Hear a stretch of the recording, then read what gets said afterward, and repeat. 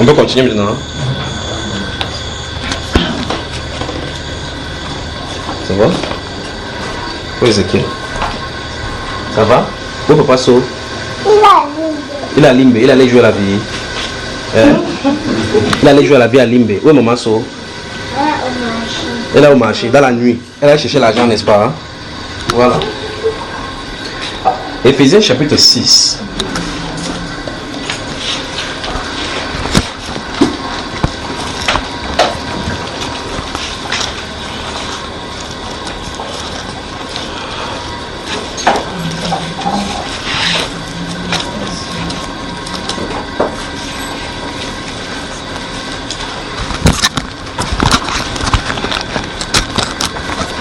Éphésiens chapitre 6.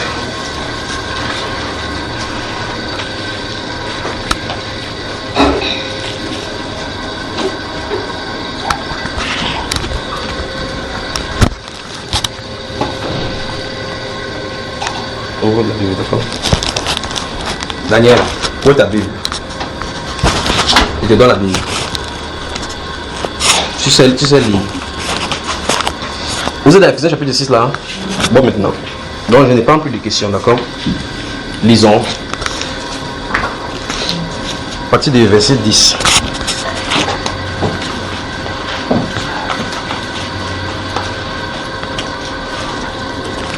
Suivez très attentivement maintenant. Au reste, fortifiez-vous dans le Seigneur. Fortifiez-vous dans le Seigneur. Et par sa force toute puissante. Vous êtes entré en contact avec l'écriture, c'est qu'on a de lire maintenant, n'est-ce pas? Amen. Maintenant, c'est moi qui pose des questions. Comment se fortifie-t-on dans le Seigneur? Parce que c'est un ordre qui nous est donné. Pas vrai? Au reste, fortifiez-vous dans le Seigneur. Comment est-ce que ça se fortifie? Parce que ce sont les instructions. Si vous ne connaissez pas, vous lisez la Bible seulement pour souligner et que vous ne savez pas comment on fait, comment vous devez le mettre en pratique. D'accord? Au reste, fortifiez-vous dans le Seigneur. Puis il y a une conjonction et coordination. On dit, et par sa force toute puissante. Comment est-ce qu'on se fortifie dans le Seigneur? Comment? Oui, mon cher. On se fortifie en étant permanemment en communion avec lui. C'est-à-dire comment encore? Ça veut dire que, par exemple, l'un des points de contact, c'est le cœur par la prière. Par le cœur. C'est-à-dire constamment, on fait comment? Il faut prier, par exemple. Ah, voilà l'un des volets. Quoi encore? Qui d'autre? Par sa parole. En faisant comment? En méditant. Lorsque vous méditez la parole, le Saint-Esprit vous donne le langage de prière. La méditation dans la parole permet au Saint-Esprit de vous donner le langage de prière. Sans méditation, vous allez prier par intelligence, sans objectif, sans but et donc charnellement. C'est ça. Hein? C'est-à-dire que le genre de prière, quand vous priez par exemple, supposons que vous soyez devant le repas. Vous savez, il y a des prières classiques pour le repas. Bénis ces repas. Merci de nous avoir donné.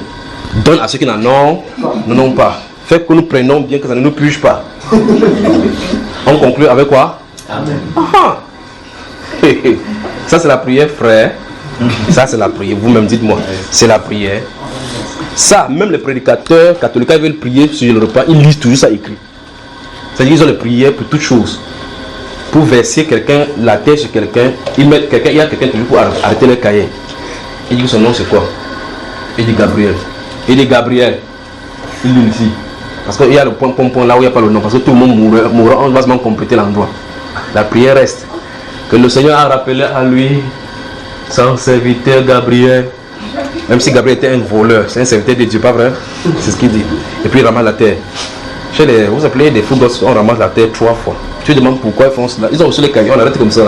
On dit, c'est pour le mariage, il y en a des personnes qui ne se tiennent pas ici. Que je vous unis, toi, il connaît le nom. Vous voyez les choses qui se passent, n'est-ce pas? Bon, maintenant, ce qu'il est en train de dire, c'est que ce que j'étais en train de me mettre. Quand vous entrez dans la parole, vous lisez la parole vous transforme. Vous lisez la parole vous nettoie. Vous lisez la parole vous sanctifie. Vous lisez la parole vous lit mieux que vous-même. Et vous présente votre vrai état de l'intérieur. Lorsque ça vous présente le vrai état, et que vous êtes arrivé à l'état où Dieu veut, vous commencez à avoir son langage à lui. vous commencez à avoir son langage à lui. Il nettoie vos organes, vos cinq sens. Profine vos cinq sens à les fermer aux oreilles des choses du monde et à ouvrir la voie de la foi pour que votre foi repose sur lui et non sur les cinq sens. Parce que si vous lisez cette Bible, vous y allez véritablement et que vous méditez, ça va faire taire vos sens pour ouvrir le sens de l'esprit. Remarquez très attention qu'il n'est pas dit que pour ouvrir les sens de l'esprit, il est pour ouvrir le sens de l'esprit. Comprenez? On y entre par la foi. C'est-à-dire quoi? Plus vous lisez la Bible, plus la révélation viendra, plus ça bâtira votre foi, plus votre confiance se bâtira sur le Seigneur. Vous vous fortifierez davantage. C'est ça, n'est-ce pas? Amen. Il dit au reste, fortifiez-vous dans le Seigneur et par sa force toute puissante. C'est-à-dire quoi? Que la puissance du Saint-Esprit est disponible pour faire ce travail. La puissance du Saint-Esprit est disponible pour faire ce travail. C'est le thème même des Éphésiens. En Christ. La marche, le demeurer en Christ, c'est toujours par sa force puissante. C'est ça, n'est-ce pas? Nous sommes encore au verset 1. On va lire, on va continuer. On va voir ce qu'il va en dire. Donc souvenez-vous de ceci. Vous devez savoir comment être fort dans le Seigneur. Comment vous fortifier. Et quand on dit fortifier, ça suppose qu'il faut qu'on aille de progrès en progrès. Il n'y a pas un état fixe de fortification dans le Seigneur. Il n'y a pas un état standard fixe pour nous dans le Seigneur. Vous allez voir effectivement que si vous observez votre vie spirituelle, votre marche avec le Seigneur, vous allez regarder que 2 ans avant, vous n'avez pas le niveau de connaissance que vous avez maintenant. Pas vrai? Quelque chose est arrivé. Dans cette communion et cette recherche, cette permanence soif avec lui, il se révèle de différentes façons, soit dans les enseignements, soit dans votre lecture quotidienne, ou bien une exhortation que quelqu'un t'a donnée. Tu acquiers davantage d'expérience avec lui et tu en de grandir. Et les choses que vous regardiez avant, que vous ne tolérez pas, maintenant vous êtes rigoureux, ainsi de suite, vous avancez avec le Seigneur. Et c'est ça donc qu'il faut faire maintenant avec le bilan. D'accord? Maintenant, on reste, fortifiez-vous dans le Seigneur et par sa force toute puissante. Je recommence encore. Il dit, et par sa force toute puissante. Il dit, dans le processus de la fortification, sachez que la force du Seigneur est disponible pour ce travail. Pour ce travail, c'est disponible. Vous y êtes? Écoutez maintenant. Débarrassez-vous de toutes les armes de Dieu afin de pouvoir marcher bien. Comment, frère? On fait comment? Ok. On ne dit pas qu'on se débarrasse. Qu'on fasse plutôt quoi? L'action de ces revêtis, qui le fait? C'est nous, n'est-ce pas? On dit revêtez-vous. L'ordre est donné à qui? Voilà. Une fois de plus, on doit s'arrêter pour savoir comment on se revêt. Parce qu'on a donné un ordre. On peut donner un ordre et vous ne savez pas comment faire. C'est comme si on donne quelque chose à quelqu'un, ou bien un appareil qui écrit en chinois à quelqu'un. On dit utilise. Il va ouvrir le manuel d'utilisation. Est-ce qu'il saura ce qui est dit? Non. Veuillez taper la Bible si cette fois sur ta tête. Dormez toujours. Celui-ci dort déjà. 1 fois, 2 fois, 3 fois, 4 fois, 5 fois, 6 fois, 7 fois. Regardez si va devenir fou la voix.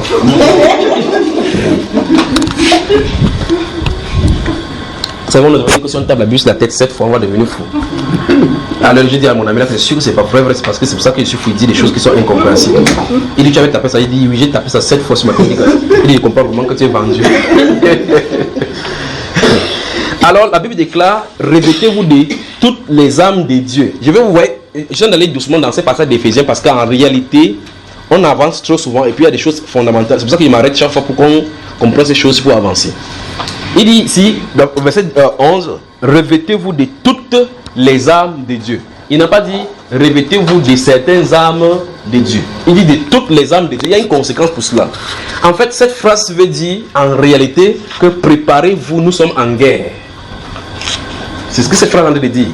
Que vous là, vous qui confessez et professez Christ là, préparez-vous, nous sommes en guerre. Et voici le moyen de se préparer. Vous devez être fort d'abord dans le Seigneur. Sa force est disponible pour votre fortification. Puis il dit, revêtez-vous de toutes. Soulignez toutes. Revêtez-vous de toutes les armes de Dieu. Revêtez-vous de toutes les armes de Dieu. Où est ta Bible, toi? Tiens-toi de vous mettre, ne te couche plus la chaise. Désolé, je crois qu'il faut mettre la chaise où les enfants ne se couchent pas comme ça ils seront à l'aise. Mets-toi bien que ta colonne soit à l'aise. Mettez la Bible, vous lisez ensemble, d'accord? vous êtes les fers de lance de la nation. Une fois que vous avez les fers de lance pour tuer les gens. D'accord? Parce que vous savez qu'avec le fer, on peut tuer aussi. C'est avec ça qu'on fait le couteau pour tuer. Fer de lance de la nation, c'est que vous allez maintenant lancer les flèches dans le camp de l'ennemi. Alors, il dit, revêtez, le verset 11 du chapitre 6 d'Éphésiens, revêtez-vous de toutes les armes de Dieu. Il y a une conséquence. Donc, cette phrase veut dire, préparez-vous, nous sommes en guerre. Maintenant, la question que je pose, c'est, comment donc se revêtir? D'abord, il y a deux choses dans cette phrase à comprendre. C'est quoi ces armes de Dieu? Parce qu'on dit toutes les armes de Dieu. Celui-ci parle, il doit connaître de quoi il est question. Donc, il donne un renseignement de ce qu'on doit devoir connaître. On doit devoir connaître ces choses-là. Maintenant, il dit revêtez-vous-en. Quand vous connaissez ces choses-là, ces armes-là, il faut s'en revêtir. On s'en revêt pour pouvoir l'utiliser. Parce que nous sommes en guerre. N'est-ce pas? Revêtez-vous de toutes les armes de Dieu afin, vous avez le but pour lequel on se revêt, afin de pouvoir tenir ferme. Vous devez voir le sujet ce soir, comment tenir ferme. Comment tenir ferme. C'est ça dont nous allons parler. Ceci, vous souvenez-vous, dans la première partie des prières par l'esprit, nous sommes allés avec le frère Arnaud à l'issue de la question du frère. Vous avez vu comment j'ai fait venir le frère Gildas ici. J'ai commencé par parler dans ces livres, lorsque nous parlions de cela. J'ai dit, la meilleure façon de vous expliquer la prière par l'esprit, c'est quand vous dormez. Vous avez un style de rêve où on vous poursuit. Je vous posez la question, avec quelle partie de votre corps vous réagissez? Ou mieux, quelle est la partie qu'on vous appuie sur le lit? On me précise sur le lit, je ne pouvais pas répondre. Quelle partie on appuie? De là, je vous ai expliqué que lorsque vous criez là-bas, Jésus, on nous vous laisse, ce n'est pas avec cette bouche, c'est puisque vous êtes couché. Donc, et j'étais en train de dire, c'est la partie intérieure de l'homme qu'on appelle l'homme intérieur. C'est de lui dont c'est les questions qu'il faut lutter. Et donc, lorsqu'on vous enchaîne, vous n'avez pas la possibilité de vous retenir, ce n'est pas votre corps physique qui est le problème. C'est que le corps physique est tellement chargé des drames issus de l'âme. Et par conséquent, on est enchaîné. L'homme intérieur qui doit être se fortifié dans le Seigneur est enchaîné. Et c'est cet homme intérieur dont là, à l'intérieur, qui, renouvelé par l'Esprit du Seigneur, peut croire au Seigneur, marcher, tenir ferme, travailler pour le Seigneur et prier par l'Esprit. On ne prie pas par l'Esprit. Je vous ai dit dans ces jours-là, prier par l'Esprit. Si vous dites Seigneur, ce n'est pas la prière par l'Esprit. C'est-à-dire que si votre bouche et votre langue en participent, ce n'est pas ça la prière par l'Esprit. La prière par l'Esprit est faite par l'homme intérieur. Et l'homme intérieur ne parle pas avec cette bouche-ci. N'est-ce pas? La prière par l'Esprit se passe ici. Comme le cas de Néhémie. Vous vous souvenez de Néhémie, n'est-ce pas? Quand Néhémie était à côté du roi. Quand il a prié dans le cœur, alors que le roi n'est pas écouté. Il a été exaucé, pas vrai? Alors on va revenir sur ça. Et durant ce moment, quand il était de prêcher, il dit que cet enseignement va nous faire sortir dans un boulevard avant qu'on va y revenir. Vous vous souvenez, n'est-ce pas? Donc, ça, là, on en est allé comme ça. Comment tenir ferme? Comment tenir ferme? Donc, l'ordre nous est donné ici de tenir ferme. Tenir ferme. Regardez cette porte ici, par exemple. Voici la porte. Vous voyez que si j'ouvre la porte, c'est grandement ouvert. Ça, c'est ouvert. Ça suppose donc que s'il y a un ennemi là-bas, il peut entrer. N'importe quoi peut faire son entrée là où ça sort. Maintenant, il y a deux façons. Si on fermait avec la clé, on ne peut pas ouvrir. Mais il se pourrait qu'on ferme avec la clé, on frappe à la porte avec la force, ça s'ouvre, pas vrai? Et là maintenant, je suis ici, je mets mon corps sur la porte, en bloquant pour que même si on tape, ça ne s'ouvre pas. Vous êtes à la maison, vous allez aller chercher par exemple la table ou n'importe quoi pour venir bloquer. Pendant que la personne vous dit que faites vite, qu'est-ce que vous me dites? Tiens, j'aime ça, c'est vous me saisissez très attentivement. Quand vous dites tiens ferme, ça suppose qu'il fasse quoi? Que je dois faire donc comment pour tenir ferme? Je dois me fournir tous mes efforts pour ne pas la tenir ferme. C'est ça dont nous allons parler. Et donc là, la Bible nous dit, revêtez-vous de toutes les armes de Dieu afin de pouvoir tenir ferme. Donc si quelqu'un n'a pas l'âme de Dieu, allons-y, il va tenir ferme. Donc on a intérêt à voir les armes de Dieu et comment s'en revêtir et comment s'en servir. C'est n'est-ce pas? Amen. Si vous êtes fatigué, il va introduire, puis vous pouvez laisser. Et voir la suite jusqu'au moment opportun, et puis on va y revenir. Donc il dit, prenez toutes, il dit, revêtez-vous de toutes les armes de Dieu. On ne prend pas ça pour déposer quelque part. C'est pas comme un policier qui rentre avec son pistolet, il prend et met quelque part. Ça doit être sur toi. Parce qu'on parle de ces armes-là comme étant des habits. On dit revêtez-vous. Et quand on a les armes, on va la cuirasse, ainsi sur le chapeau, l'épée, tu dois l'avoir sur toi pour pouvoir tenir ferme. Ça suppose donc que la lutte avec le camp de l'adversité n'a pas de répit. La lutte avec le camp de l'adversité n'a pas de répit. Donc il n'y a pas un moment où les policiers, par exemple les militaires, quand ils rentrent du travail, ils enlèvent sa tenue, ils déposent là-bas. Ils portent sa culotte, n'importe quoi. Ils peuvent marcher comme les gens, comme les civils. Maintenant, s'il y a danger, avant qu'on fait pom, ils coupent pour aller porter sa tenue. Ici, on dit qu'on porte ça permanemment. Donc, il n'y a pas de moment où quelqu'un va dire que non, je dépose la casquette du chrétien. Vous comprenez les sottises, n'est-ce pas? Il n'y a pas de moment où non, ici c'est le business. La casquette des chrétiens, là, je mets ça des côtés.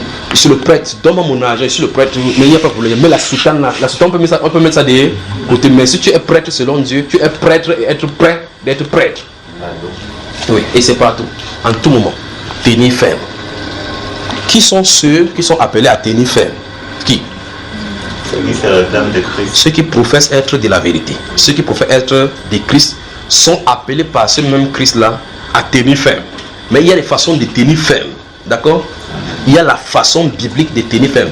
On ne tient pas ferme en restant fermement dans la chambre pour dire je tiens ferme au nom de Jésus. Je tiens ferme au nom de Jésus. La sueur sort. Quand on sort, la sueur sort. Quand le vent de Dieu va te calmer, tu vas voir la réalité de la vie. Tu vas savoir qu'il ne s'agit pas de professer cela avec la bouche, mais de vivre cela par l'esprit. Par l'esprit.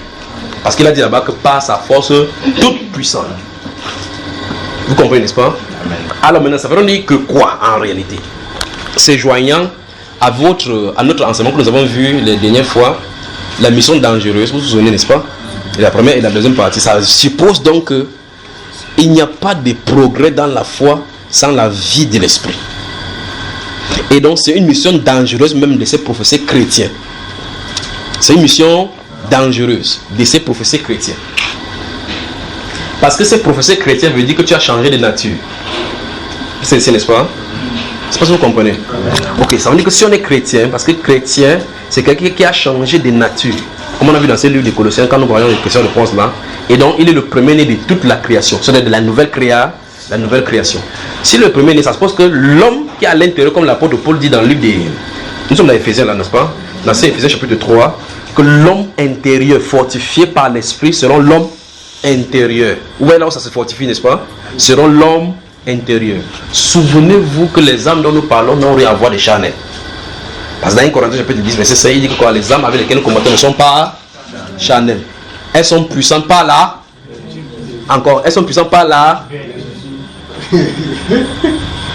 Hein mon cher?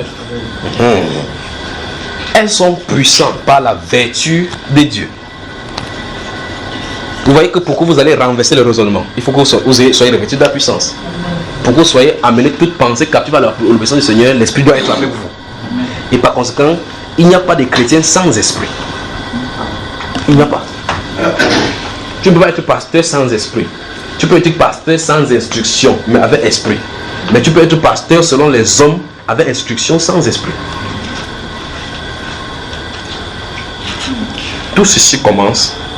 Lorsqu'on va avancer n'importe comment, on va tourner. Vous allez voir que le point focal, c'est le Saint-Esprit. Vous allez tourner pour comment vous allez revenir, c'est là où ça se trouve. Parce que pour que vous avancez avec le Seigneur, avancez dans le challenge, il faut le Saint-Esprit. Il faut que vous sachiez en qui vous avez cru. Il faut que quelque chose ait été créé à l'intérieur. Cet homme intérieur doit être renouvelé. Si ce n'est pas renouvelé, vous avez la manière. C'est pour ça que dans un autre enseignement, je vous parlais des canards et de la poule. Que le canard qui fait quoi, nous sommes les ingénieurs. Quand la poule, le canard vole, brrr, lui aussi fait brrr. Il n'y a pas de qu'il avance. Jusqu'au frère. Cours d'eau. Quand il va falloir traverser le cours d'eau pour aller poursuivre le maïs de l'autre côté, elle saura qu'il aurait fallu qu'elle ait eu des palmes. Les palmes. Vous savez ça que ça différencie la chose. Donc au moment de persécution, la personne, l'apôtre Paul dit, notez 2 Corinthiens chapitre 4. 2 Corinthiens chapitre 4 et le chapitre 5. Voilà, je vais citer ce qui se trouve là-bas. Et puis maintenant, notez 1 Corinthiens chapitre 4, versets 7 et 8.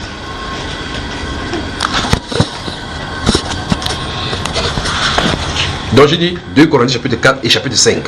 Puis je dis 1 Corinthiens chapitre 7 et 1 Corinthiens chapitre 4, versets 7 et 8. Donc, regardez très attentivement.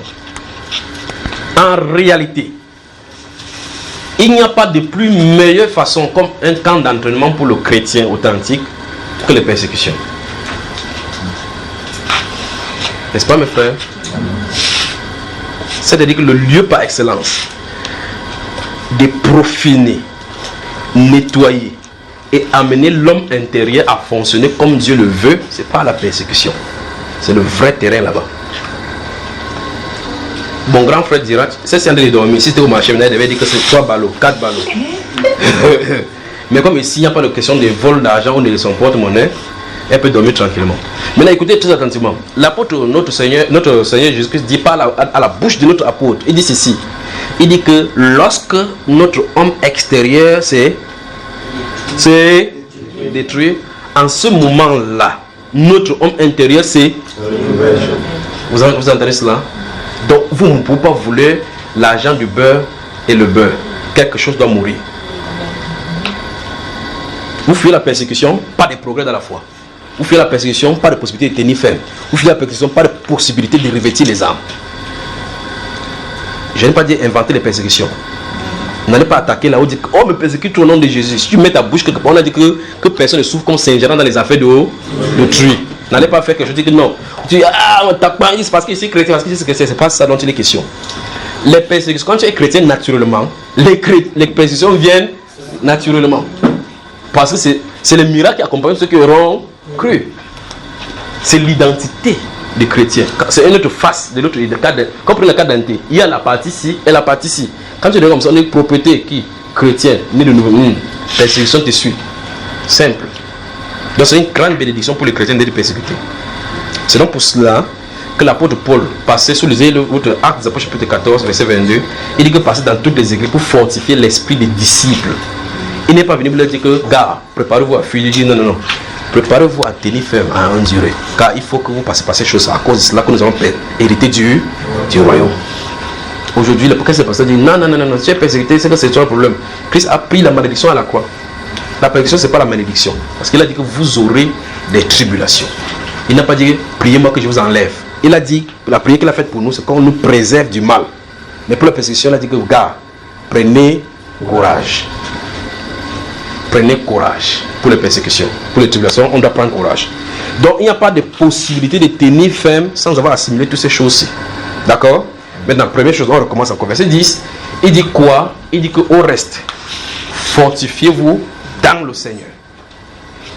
Donc, dans le Seigneur, il n'y a pas d'état statique de croissance.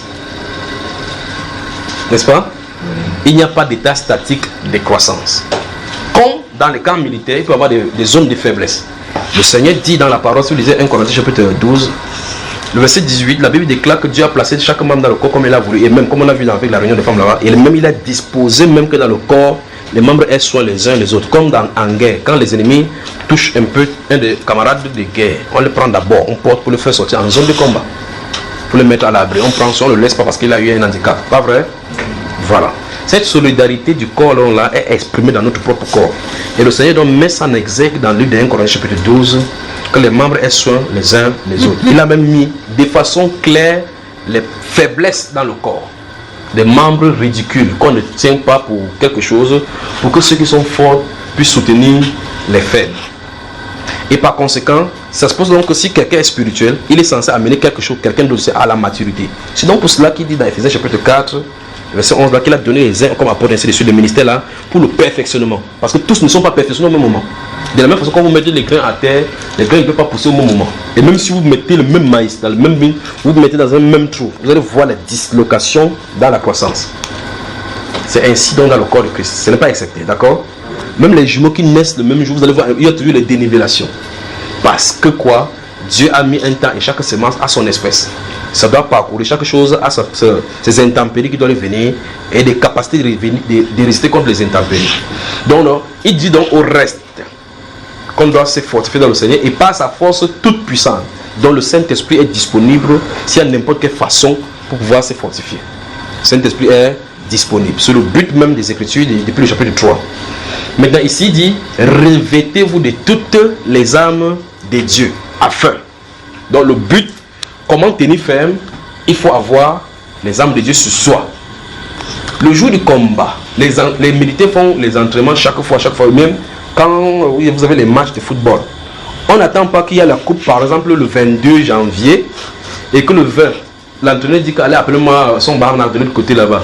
Allez appeler Eto de l'autre côté là-bas. Pas vrai, frère? On fait appel longtemps avant pour qu'il se fixe les automatismes. On voit les atouts de chacun, on règle des points s'il y a des vides quelque part. On arrange toutes ces choses avant le jour J, n'est-ce pas? C'est la règle de l'écriture qu'ils appliquent. C'est la règle des écritures qu'ils appliquent. Les militaires ne restent pas partout en train de boire chaque jour. On dit maintenant que Bokhara a éclaté. On disait qu'on tire la Kalachnikov comment? Quand on est dans la Russie et fait comme ça, il lève la main, il me baisse. Ça suppose quoi? Non. Ces automatismes doivent être réglés au fur et à mesure. Donc les militaires sont constamment dans les entraînements, dans des éventualités d'une guerre pour défendre la nation. Pas vrai? Ça, c'est le principe biblique. Et c'est ça qu'on a de dire aux chrétiens, parce que nous sommes en guerre. Nous sommes en combat, on doit se préparer. Et comment se préparer? Leur combat, eux, comme je dis, pour eux, ils ont des répits. Chez nous, il n'y a pas de guerre conventionnelle. Donc l'ennemi peut te prendre n'importe où, n'importe quand. Par conséquent, il faut avoir les armes. On dort avec cela, on se réveille avec cela. Vous comprenez effectivement que si il faille porter cela sur soi, quand vous allez dormir, l'âme sera inefficace. Donc les armes sont revêtues sur l'homme nouveau. Donc les armes sont revêtues sur l'homme nouveau. Les armes sont revêtues sur l'homme nouveau. Donc prenons cela ici, oui. Merci Père. Colossiens chapitre 3, lisons-moi le verset 10, voilà. Colossiens chapitre 3. Donc les armes sont revêtues. On va revenir sur ce que c'est que cette arme-là, ces armes-là, et puis voir éventuellement comment s'en servir. Qui a déjà utilisé la Kalachnikov spirituelle? La bouillie du Saint-Esprit, vous avez utilisé? Mais le feu de Dieu, c'est seulement ça que vous connaissez. Que le feu de Dieu, le feu. Vous savez que dans notre intelligence, on sait que le feu brûle. Ça fait mal pour nous. N'est-ce pas? C'est-à-dire par exemple que vous pensez que s'il y a un démon ici, on met le feu, ça va le brûler. Ça va le faire mal, c'est ça? Bon, non, mais on dit quand même que le feu de Dieu, pas vrai? Que le feu... Je vous pose une question. Vous avez lu le Job, n'est-ce pas? Le temps que vous trouvez ce Colossiens chapitre 3, verset 10, lisons ça directement. Colossiens 3, verset 10, qu'est-ce que ça dit? Et ayant revêtu l'homme nouveau, qui se renouvelle dans la connaissance, selon l'image de celui qui l'a créé. Vous avez vu là ça? Vous avez vu ça, frère? On va revenir tout au long de cet enseignement dans ces passages-là du verset 16 au verset 10. On parle là d'un processus de dépouillement d'un côté et d'un processus de vêtement d'un côté. Notez aussi Romains chapitre 13, verset 12 à 14.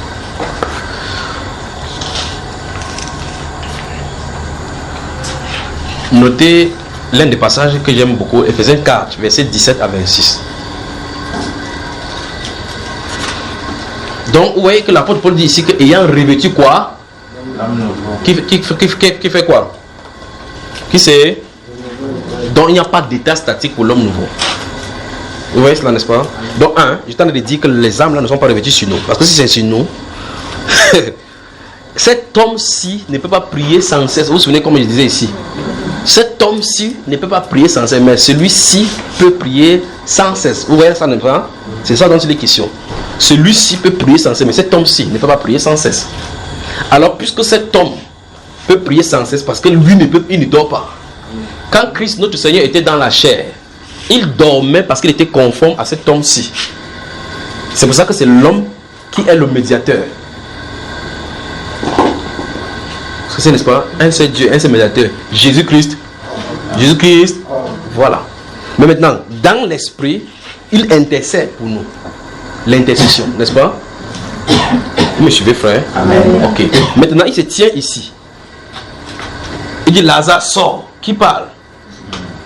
Le Père qui demeure en moi, c'est lui qui fait l'œuvre. Le Père, lui, dort, frère? Non. Maintenant, comme il a pris la condition humaine, il doit dormir. C'est pas ce que c'est. Alors cet homme-ci dort. Mais la Bible dit prier sans cesse. Comment vous pouvez prier sans cesse? Comment? Je sais pas si vous comprenez. Vous ne pouvez pas prier sans cesse. Vous ne pouvez pas prier sans cesse. Mais vous pouvez prier sans cesse. Et c'est ce vous-là dont la Bible s'occupe. Si notre homme extérieur c'est détruit, notre homme intérieur se renouvelle de jour en jour. Vous voyez, deux êtres. Une qui doit se détruire, se déconstruire pour permettre la construction de l'autre. C'est pour ça que dans 1 Corinthiens chapitre 4, verset 7 à 8, vous avez noté, il parle des multiples veilles, des jeunes multipliés, de la famine et autres, au balayé. Mais ils ne s'en étaient pas pleins dans les persécutions. Vous cessez ça, frère? Vous êtes fatigué? Un peu. Fatigué par les ballots qu'elle a compté, pas vrai, pour marcher. Tellement on a déchargé les conteneurs aujourd'hui. Alors quand vous prenez le livre de Job, vous lisez. Vous avez déjà lu, comme il t'a dit avant que vous lisez, c'est Colossiens chapitre 3, verset 10. Vous avez lu, n'est-ce pas? Vous avez remarqué que les hommes viennent informer Job que tes enfants étaient en effet telle chose aussi. Quelque chose est arrivé. Puis il dit qu'on était en effet perdre comme ça. Il dit, le feu de Dieu est sorti du ciel et a brûlé. N'est-ce pas, frère? C'est Dieu qui avait brûlé. Qui a envoyé ce feu? Satan. Qui avait envoyé le feu, frère? Mais cet homme-là a dit que c'était le feu de Dieu. Qu'est-ce qu'il a vu? Donc, ce qui est descendu, puisque c'est descendu du ciel, il sait qu'au ciel, il y a qui? Dieu. Donc, si ça sort du ciel, c'est qui? C'est Dieu. Donc, ça pointe quelqu'un dit Satan a son feu. Vous avez entendu, n'est-ce pas? Il envoie son feu sans qu'aucune personne même n'invoque. Le feu de Dieu, le feu de Dieu. Ils sont dit quoi? Ils parlent des armes. Et les armes qu'on va découvrir là-bas, il n'y a pas le feu sur ça. D'accord? Voilà. Maintenant, l'une des révélations de cette Bible-ci, écoutez-moi très attentivement maintenant. Je veux que vous me regardez avant qu'il dise, je veux que tous les yeux, pas combien vous êtes ici là, je veux le nombre des yeux ici, même s'il y a d'autres yeux encore. Même s'il y a d'autres yeux qui me regardent, toi ne dors pas, tu dors, je vais te verser l'eau là-bas. Même s'il y a d'autres yeux, je veux que tes yeux me regardent pendant qu'il veut dire ici. Les armes avec lesquelles on revêt, on nous demande de les utiliser, frère, pour tenir ferme. Vous avez compris? Comment vous me regardez comme ça bizarrement? Vous ne comprenez pas? Hein? Je vous donne un pistolet. Un ennemi en train de vouloir tirer sur vous, vous faites quoi? Vous tirez. Mais si on dit qu'on revêt cette arme, c'est pour... Vous avez dit tout à l'heure là que si je suis à la porte, on veut entrer, on pousse la porte. Je fais quoi? Tenir ferme, d'après cette définition, ça veut dire qu'il fasse quoi? Il ne permet pas d'entrer, il résiste, n'est-ce pas? 1 Pierre chapitre 5.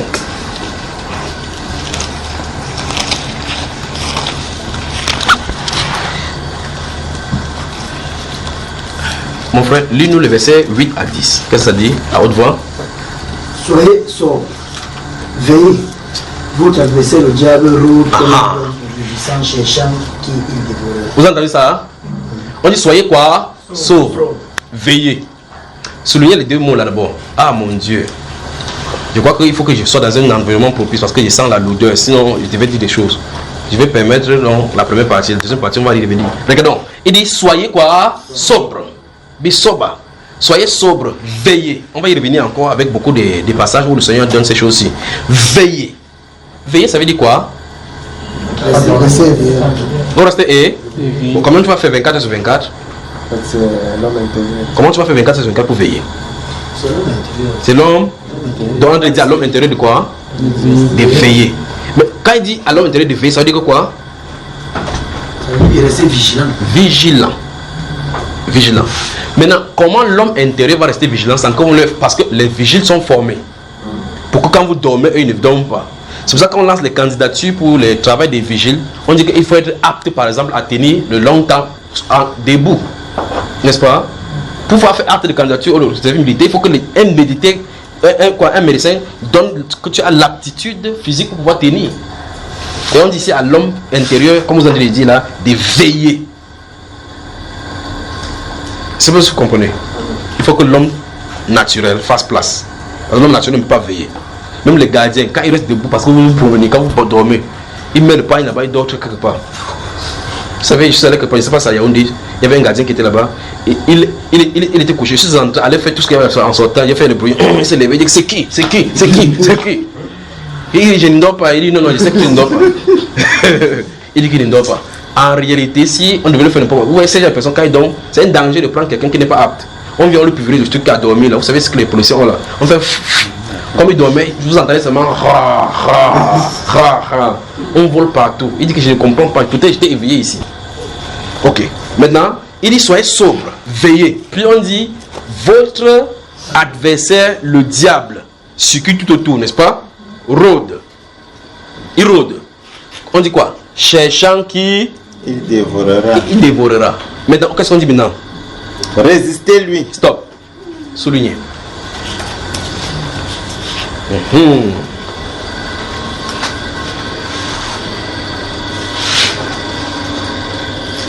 Avez-vous vu quelque part dans la Sainte Écriture, on a dit que quand on a toutes les âmes là, on parle au combattre.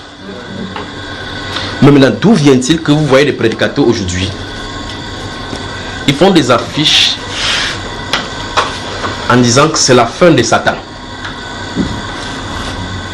Que grande campagne d'évangélisation, la fin de Satan. Satan sera mis KO. Et là, c'est Satan qui l'a envoyé. La Bible déclare que les chrétiens fassent quoi avec Satan? C'est-à-dire qu'avec notre histoire de porte, si c'est Satan qui est derrière, il veut briser ma vie spirituelle. Qu'est-ce que je dois faire? Je dois faire quoi? Tant qu'il a en train de faire quelque chose, je dois faire quoi? Mais on a dit que la condition pour qu'il puisse résister ici, c'est que je fasse quoi? Que j'ai les armes de Dieu. Sinon, il ne pourrait pas. Parce qu'on ne résiste pas avec les forces charnelles. Vous voyez? Parce qu'il ne vient pas charnellement. Bien qu'il domine sur nous charnellement. Il ne vient pas charnellement. Il vient d'abord dans l'esprit. Avant que ça se manifeste sur la chair. C'est pas ce que c'est ici. Ok. Donc maintenant, il dit que résistez-lui avec la bombe à hydrogène. Avec quoi, frère? Une foi ferme. Entouré d'une foi ferme. Une foi quoi? Ferme. La foi, pas n'importe quelle foi. Que non, j'ai la foi pour résister à Satan. Non. Cette foi doit être quoi? C'est une foi qui est revêtue de la vertu. Hein, mon cher? Une foi qui est revêtue, vous devez ajouter la vertu sur votre foi. Pour que vous teniez ferme. Il dit que tu me fais le dos là-bas derrière. Tu vas où? Ça, c'est pas Dieu aussi. Prends, ouvre la Bible.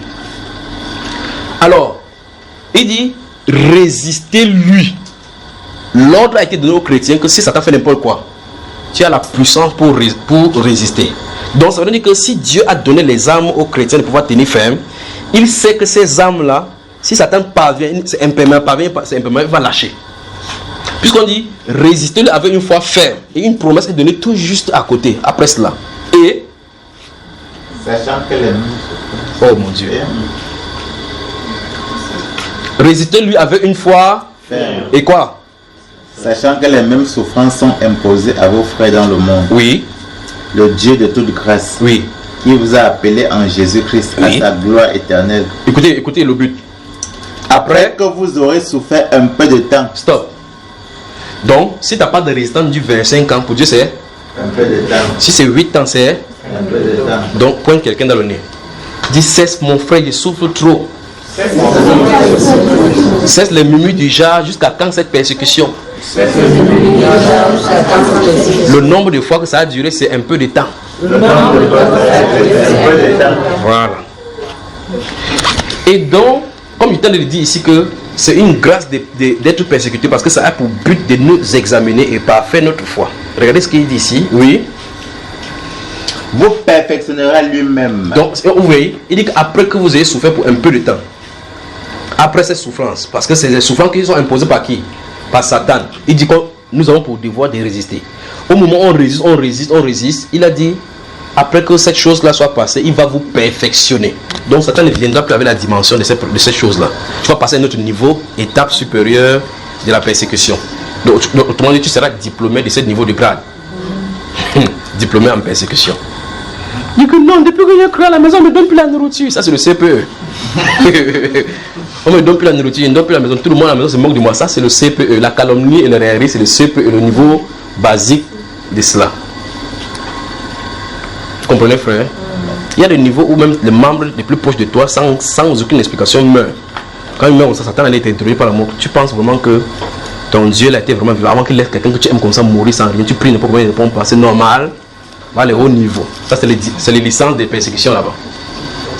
Pour te pousser à t'interroger sur la viabilité et ta foi. Pendant qu'on a parlé de la mort maintenant, écoutez bien ceci. 2018, soyez solidaires. Parce que beaucoup d'entre vous vont perdre les êtres chers. Bon, s'il avait dit 2018, les gens auront le vécu, j'aurais entendu Amen. Mais comme s'il s'agit de la mort, la Bible nous a dit tout à l'heure dans Hébreux chapitre 2 qu'il a déjà amené captifs ceux qui étaient sous la mort. Vous dites, mort, ce n'est pas un bon mot. Vous avez entendu quelqu'un entendu sa mort, mis le nom de quelqu'un sa mort. Et c'est à votre langue que vous mettez Kwedi. N'est-ce pas? Donc il y a des gens qui vont mourir. Donc la Bible déclare ici que résister lui avait une fois fait. En fait, c'est déjà parlé, on ne peut pas parler autrement. Je continue seulement ma prédication. Donc la Bible déclare ici que soyez sages, sobres, veillez. Votre adversaire, le diable. Normalement, là on entouré votre adversaire, le diable. Ici, Dieu nous a identifié l'adversaire. Vous voyez, n'est-ce pas? L'ennemi de Dieu, c'est notre adversaire.